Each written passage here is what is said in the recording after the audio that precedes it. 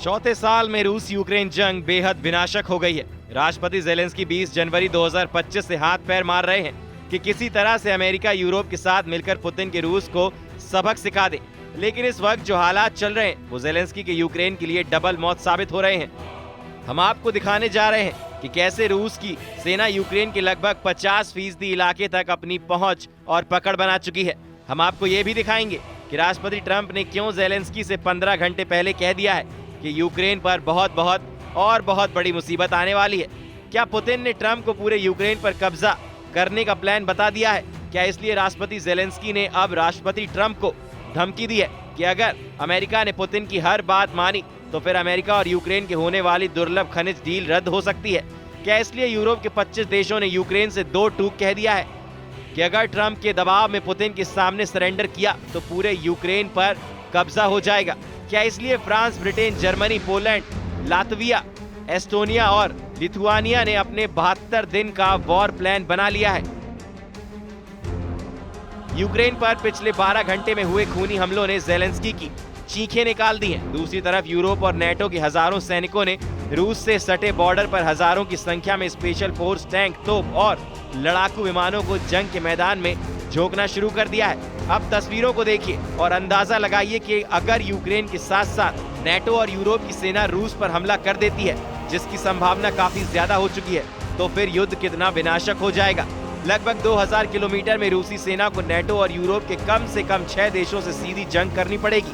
यही वजह है कि अब रूस ने सीज फायर की आड़ में यूक्रेन के पूर्वी और दक्षिणी इलाकों पर बेइंतहा हमला शुरू कर दिया है। खास तौर से खार्किव में तो चीथड़े उड़ाकर रख दिए हैं। यूक्रेनी सैन्य ठिकाने तबाह हो चुके हैं, बड़ी इमारतें धू धू करके जल रही हैं। जरा देखिए रूस ने 172 घंटे में ही पूर्वी और दक्षिणी यूक्रेन को कैसे भस्म कर डाला है। पुतिन के रूस ने जिस तरह के हमले यूक्रेन पर 170 घंटे या कहें एक हफ्ते में ज्यादा वक्त में किए हैं, उसने राष्ट्रपति ट्रंप और नेटो चीफ मार्क रूटे के होश उड़ा दिए हैं। खुद यूक्रेन के राष्ट्रपति जेलेंस्की ने पुतिन पर भड़कते हुए कहा कि रूसी सेना पिछले हफ्ते 1000 से ज्यादा ड्रोन यूक्रेनी इलाकों पर दागे हैं।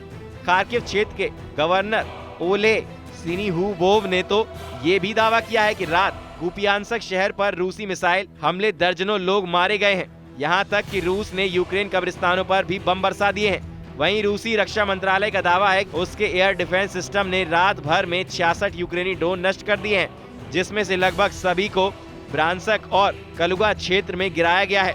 रूसी रक्षा मंत्रालय का ये भी दावा है कि पूर्वी डोनेट्स्क क्षेत्र में जापोरिजिया गांव को आजाद करा लिया गया है। इसके अलावा यूक्रेन के मध्य निप्रोपेट्रोवस्क क्षेत्र पर रूस का पूरी तरह से कंट्रोल हो चुका है। यूक्रेन के राष्ट्रपति व्लादिमीर जेलेंस्की ने कहा है कि पिछले 24 घंटों में ही पोल्टावा क्षेत्र में रूसी ड्रोन हमला हुआ है। खेरसोन पर तोपखाने का हमला हुआ है, जिससे शहर के बिजली सप्लाई को नुकसान हुआ है। खार्किव शहर पर रूसी हमलों ने तबाही मचाई है। ये सब बताता है कि रूस बातचीत को बाधित करेगा और ऐसा करना जारी रखेगा। इधर दूसरी तरफ रूस पिछले 7 दिनों से अपने फाइटर जेट सुखोई और मिग सिराज के विमानों से यूक्रेन पर अंधाधुंध हमले कर रहा है। पिछले 7 दिनों के अंदर ही रूस ने मिसाइलों से अंधाधुंध हमले करके ट्रंप के उस भरोसे को भी तोड़ दिया है जो पुतिन ने 90 मिनट की फोन वार्ता के दौरान ट्रंप से किया था। हालात ये हैं कि ट्रंप न चाहते हुए भी पुतिन के हर हमले पर आंखें मूंद रहे हैं। अब हताश और बेबस ट्रंप का इसी से अंदाजा लगा सकते हैं कि ट्रंप ने पुतिन के रूस पर 10 घंटे के अंदर ऐसे 2 बयान दिए हैं जिसने जेलेंस्की के होश फख्ता कर दिए हैं। जरा देखिए।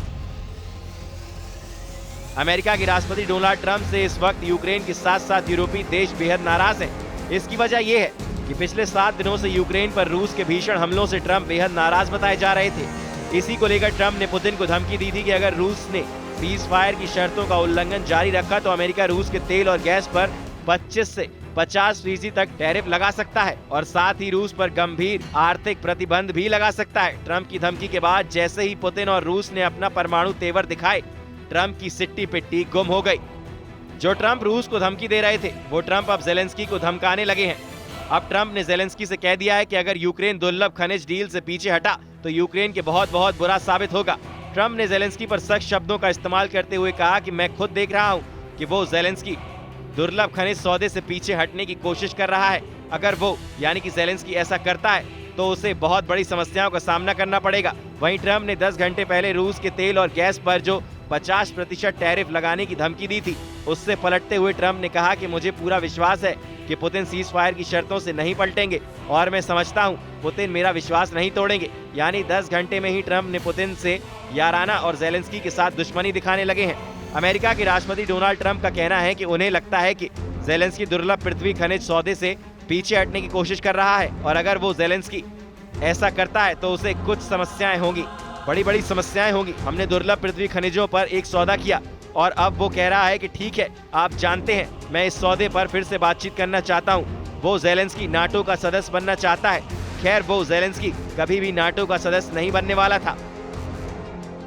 इधर दूसरी तरफ पुतिन ने यूक्रेन के साथ साथ यूरोप की परमाणु तैयारियों को देखते हुए अपने परमाणु हथियारों के जखीरों को जंग के मैदान में उतार दिया है। रूस के परमाणु बमवर्षक, परमाणु मिसाइलें, परमाणु पनडुब्बियों को पुतिन के आदेश पर हमला करने के लिए तैयार कर लिया गया है।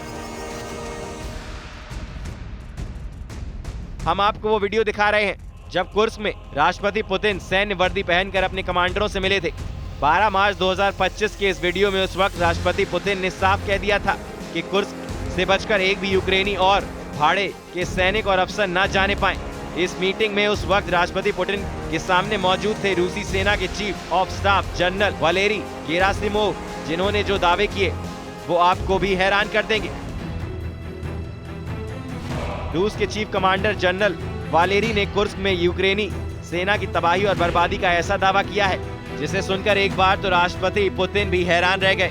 जनरल वालेरी का दावा है कि कुर्स्क में रूसी सेना के भयंकर हमलों में 67,000 से ज्यादा यूक्रेनी सैनिक और उनकी टॉप स्पेशल फोर्स का सफाया हो चुका है।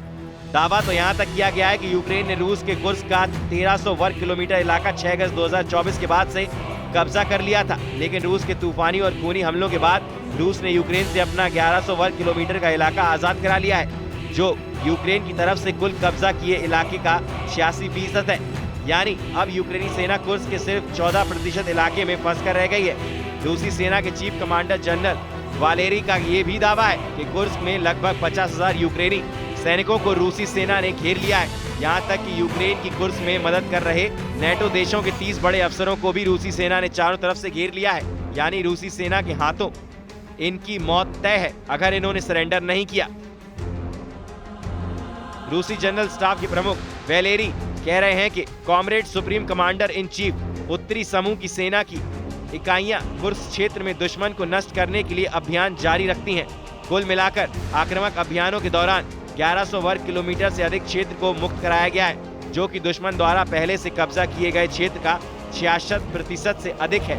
कुर्स्क दिशा में सैन्य अभियानों के दौरान दुश्मन ने 67,000 से अधिक सैनिकों को खो दिया है। ये यूक्रेन की सशस्त्र सेनाओं की सबसे अच्छी तरह से प्रशिक्षित और अत्यधिक प्रेरित इकाइयां हैं और विदेशी भाड़े के सैनिकों की संरचनाएं भी हैं।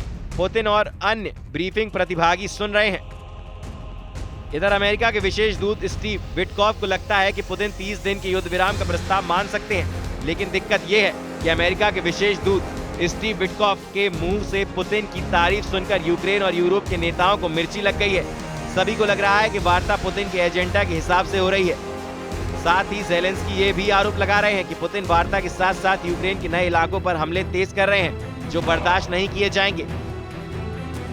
इधर रूसी सरकारी मीडिया के मुताबिक मॉस्को डेलीगेशन ने रियायत में ऐसा बयान दिया था जो साबित करता है कि रूस किसी के दबाव में आने वाला नहीं है। क्रेमलिन के प्रवक्ता दिमित्री पेस्कोव ने 2 टूक कहा है, जल्द समाधान की उम्मीदों को कम करके आंका जाएगा। बातचीत अभी शुरू हुई है और कठिन वार्ता और शांति के लिए लंबा सफर तय करना होगा।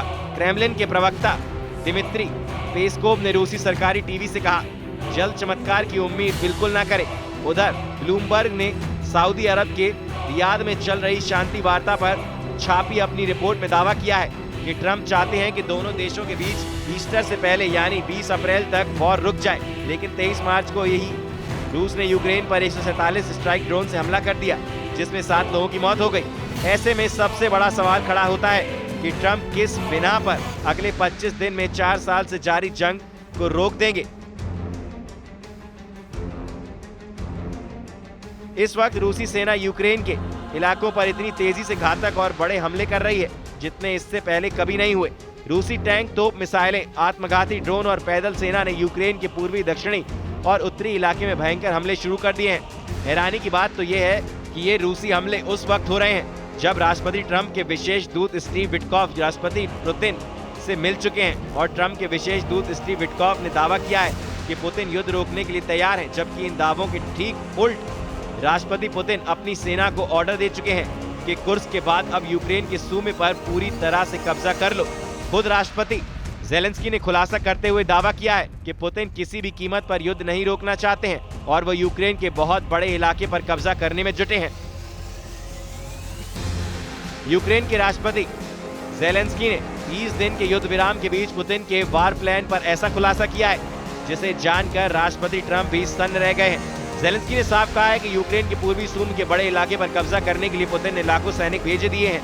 ज़ेलेंस्की ने दावा करते हुए कहा है कि पुतिन युद्ध विराम नहीं बल्कि भीषण युद्ध यूक्रेन के साथ करने जा रहे हैं। कुछ खबरों में यहाँ तक दावा किया गया है कि रूस के 1.5 लाख सैनिक हैं जो यूक्रेन के सूमी बॉर्डर के पास जमा हो चुके हैं और किसी भी वक्त रूस की पैदल सेना, टैंक और तोप ब्रिगेड यूक्रेन के सूमे पर कब्जा कर सकती है। ज़ेलेंस्की ने यहाँ तक दावा किया है कि रूसी सेना ने कुर्स्क इलाके में भयंकर तबाही मचाई है और इस वक्त यूक्रेन के हजारों सैनिक बहुत कठिन परिस्थितियों से गुजर रहे हैं। ज़ेलेंस्की ने अमेरिका और यूरोपीय देशों से अपील करते हुए कहा है कि अगर पुतिन को हमला करने से नहीं रोका गया तो फिर 30 दिन के युद्ध विराम पर पानी फिर जाएगा। हालांकि राष्ट्रपति ट्रंप को लगता है कि पुतिन और उनके बीच वार्ता से युद्ध रुक सकता है।